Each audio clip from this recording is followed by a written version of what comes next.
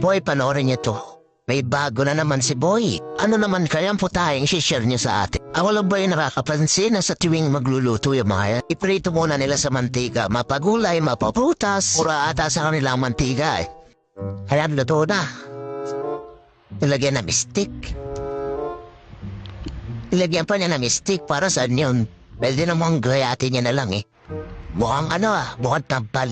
Ano nga yung pangalan na isda na yun? Tampal ano nga yun? Ayan, binalot sa dahon ng saging, nilagyan ng yelo. Isinama pa yung pambayo. Mais tubig, nilagyan ng bigas. Ani kaya to?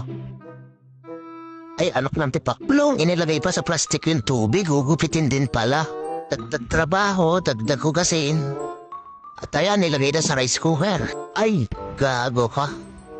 Magsasaing lang pa na kung saan pa inilagay yung bigas. Ayan, luto na yung karne, tsaka yung pandikdik. Yung ba't kaya yung pandikdik na yan? Ayan, nilagay ng chili.